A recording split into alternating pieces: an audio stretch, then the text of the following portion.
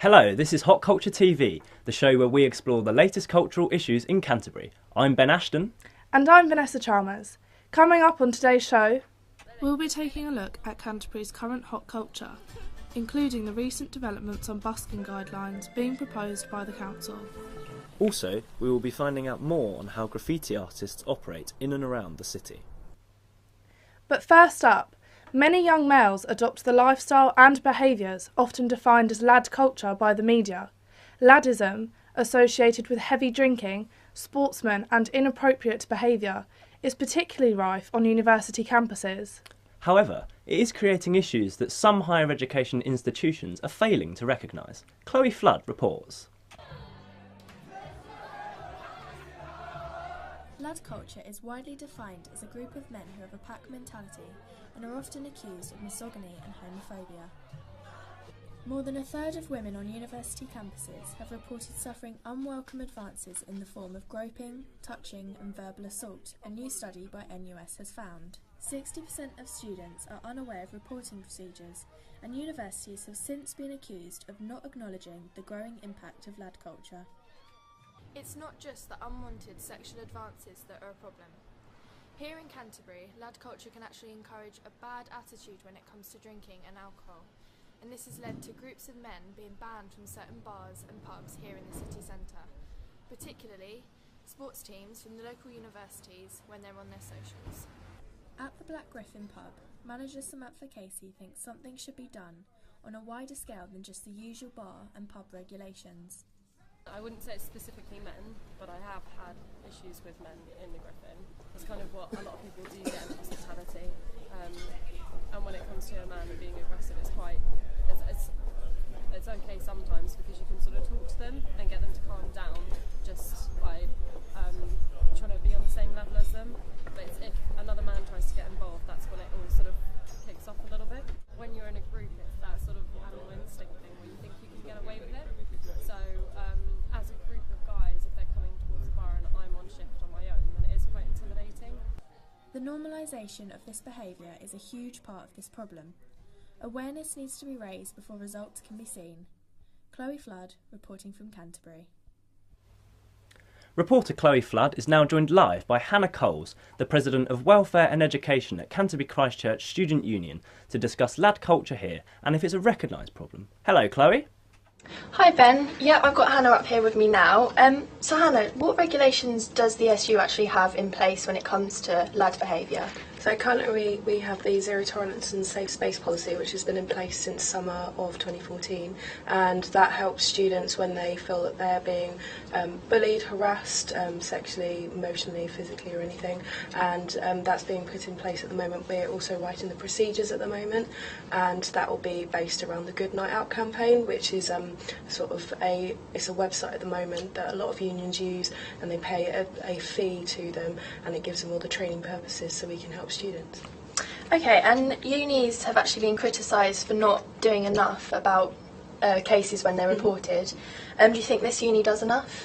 I don't think it does enough actually. The Students' Union does a lot more than they do personally. I've spoken to a lot of the high level sort of university lecturers and everything, and who I've spoken to personally agrees, and there could be a lot more that we could do together as a partnership and really push this zero tolerance. They have a zero tolerance policy themselves, but I don't really see much signposting or where the students can get that support. And do you think it is males that are the problem, or do you think it is the society who sort of accept their behaviour is the problem? I think it's a bit of both, to be honest. It can be the lads especially, because they can be a little bit more bolshy than women, but then the women they can both do the same sort of thing. But the community, I think it's just understanding that sometimes banter that males may come across quite bolshy or harassment, but it might simply not be the case. Okay, thank you very much. That was really interesting. Back to the studio. Thank you for that, Hannah. And Chloe. Now, busking has always contributed to the culture and community of the city for many years, although this is recently being threatened after the noise, location and duration of their performances has caught the council's attention and prompted them to focus on more ways to restrict street performing. Katie Ager investigates. The streets of Canterbury are always lined with buskers playing a variety of instruments on a daily basis, from beatboxers to accordion players, and many associate them with the culture of the city life. Daryl Quinn plays guitar and sings, whether it be outside of the cathedral or in the city centre itself. The guidelines that have been proposed by the Canterbury City Council would have an impact on musicians and the length of time that they are allowed to perform in one location. It would also mean that noise levels would be limited and those who use amplifiers would be majorly affected. But that doesn't bother him because he feels it's only fair to the local community. For one, it's annoying for shops, because they're hearing the same thing over and over, day in, day out. And another thing, it's for other buskers, it's not fair, Like today, I'm having to pick spots where I never usually play because I know these guys have set up camp down there all day, and that guy set up camp up there all day, and they're using amps as well, which means you can't be within 200 metres of them without being drowned out. It's not just Daryl who feels this way, as many other buskers have complained that they cannot compete with those using amplifiers, and that it takes away from Canterbury's natural culture. There were fears among musicians that the possibility of new guidelines would scare away new buskers to the city. The Canterbury City Council have said that no guidelines have actually been introduced at this stage, and the attention given to the issue has been blown out of proportion. It was only looked at in the view of local residents and businesses in the area following public nuisance complaints. Buskers should continue to thrive in the city of Canterbury, and any potential guidelines would only encourage buskers to interact with their audience. If they did come into effect, it would help me and other people like me, as I don't use an amp or anything. Katie Ager reporting from Canterbury. That's the latest update. Reporter Katie Ager is now joined live by Canterbury musician Ben Pugh to discuss the current situation on busking in the city. Hello, Katie. Hello, I'm here with Ben now. So Ben, you perform with Davy Jones's Locker. So tell us more about that. What do you do exactly? Well, I am merely a performer. I basically just perform, and I do pieces with other people. So I do, for example, today I'm doing a gig with them, and basically I'm doing this piece called 5 Impressions for Flute and Tuba, and basically there's a flautist playing alongside me, and then I'm doing a solo piece, and that's all there really is to it, really, for me. In terms of, I don't actually organise the events or anything like that. That's all up to Tanya. But yeah, I only perform. So do people approach you to make a booking, or do you make your own inquiries? I was actually approached by the organiser because I went to one of their concerts before, like one of their living room concerts, and I told the organiser that I was a tuba player, and she was saying that she was interested in doing work with me and she would get back to me to it, and of course she got back to me eventually. So what do you think of the buskers in Canterbury? Do you think they have a positive or a negative impact on the city? I think a very positive impact on the city, because I think the culture in Canterbury really relies on the smaller things rather than the bigger things. And I think having music all around us is it's very good because it just incorporates a really positive culture. Thanks very much for joining us today, Ben. I'm afraid that's all we've got time for. That's okay. Back to the studio with Vanessa and Ben. Thank you very much to Katie and also to Ben for coming in to discuss the ongoing issue. Tell us what you think about busking by tweeting us at _hotculture. Is it a nuisance or what brings life to Canterbury? Jen Ives says there are some buskers that are part of the city and it would be sad to see them leave. And Elliot Deacon says, don't mind in the slightest. It's nice to hear music as you walk through the town. Now, the debate as to whether graffiti is art or vandalism has been going on for many years, with more than a third of people believing that police should be harsher on offending artists, according to research by Hot Culture. Helping us to shed some light on the debate in Canterbury, Alex Duggan reports. Graffiti is defined as writing or drawings scribbled, scratched or sprayed illicitly in a public place.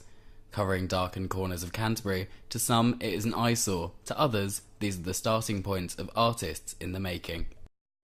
According to the law, graffiti is illegal.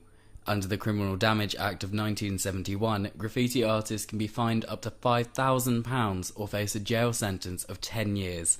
However, there is one place in Canterbury where artists can graffiti without fear of prosecution. Canterbury City Council has provided a legal graffiti wall just outside of Wincheap, Although it exists, it's almost impossible to find. This is Canterbury's only legal graffiti wall. As you can see from the point of view shot we took earlier, it's quite hard to get here. You have to climb through a field, a fence, and getting here in the first place was complicated.